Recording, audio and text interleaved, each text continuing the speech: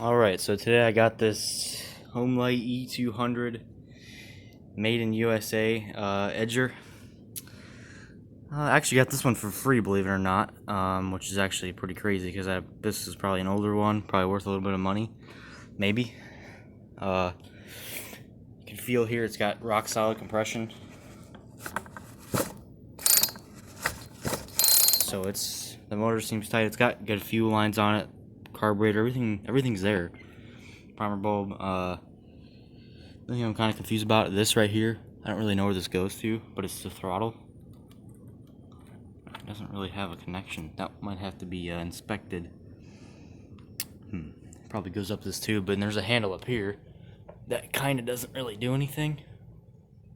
As you can see, it doesn't really move that, so maybe something came disconnected, which is kind of what I'm hoping for.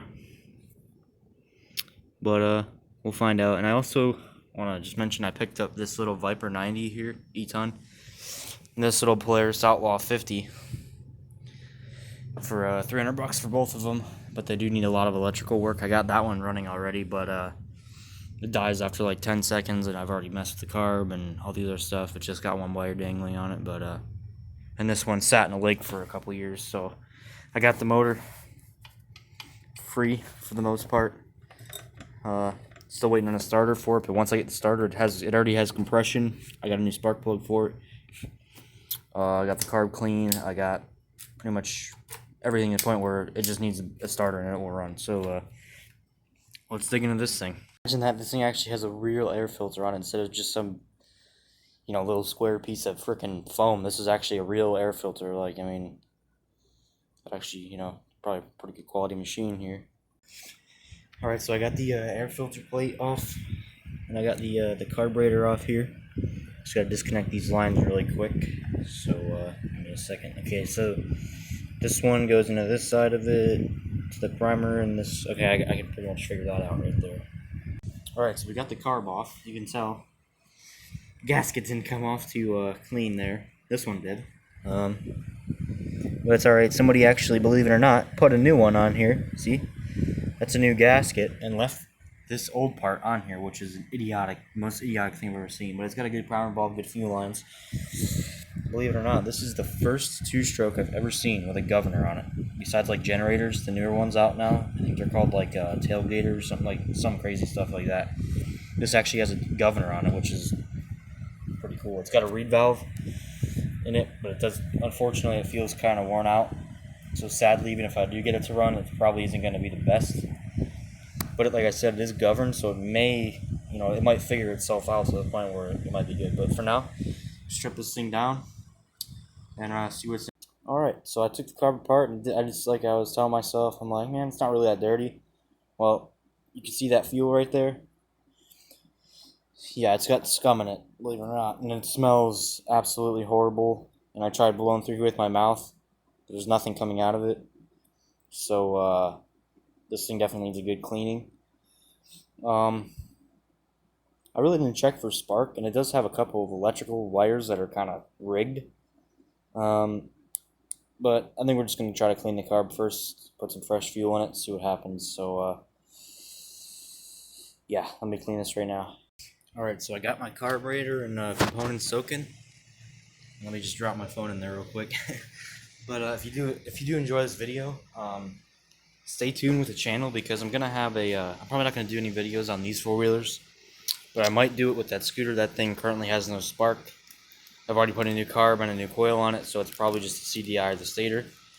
And I'm also pretty soon I'm gonna be building a race mower. I already got a mud mower, which has been sitting outside, and it's pretty much rusting out. It still runs and drives, and it's lifted up, and it's got mud tires and snorkel and stuff, but I'm going to pulley swap a mower, lower it down, do a bunch of cool stuff to it. So stay tuned if you're interested. Also, another thing I'd like to say, I know this is getting annoying with me. Somebody just randomly clicked on this video and you want to see me fix this thing and get it running. But if you are keeping up with the channel, I also bought a 2006 RMZ 450 that needs a couple of little things. It's pretty much brand new. It's pretty much had its whole life. It does run, but it definitely needs a carb gone through. So I will be making a video series on that.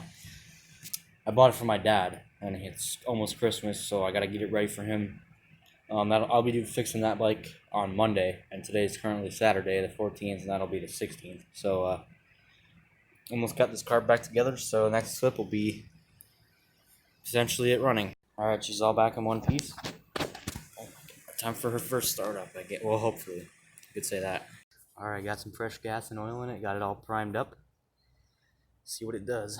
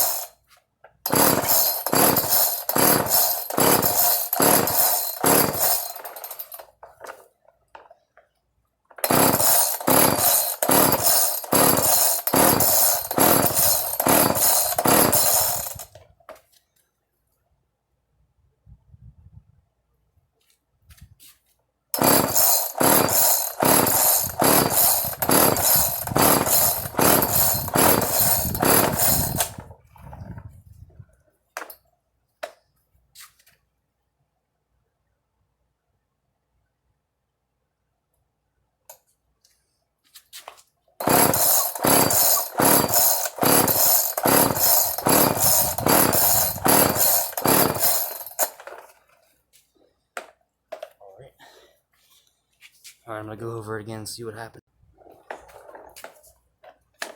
Alright, attempt number 2.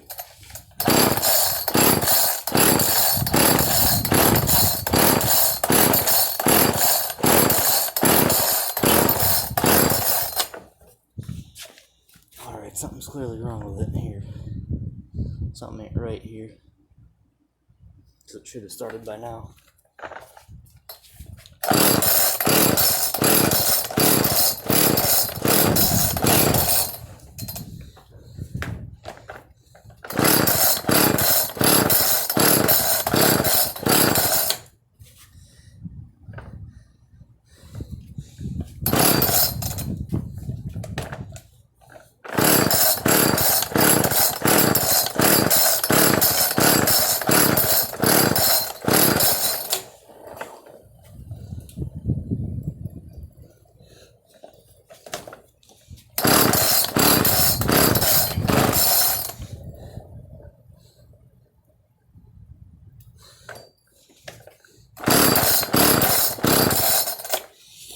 Well, this might be a 2-part video. Alright, attempt number 3. Let's see what happens now.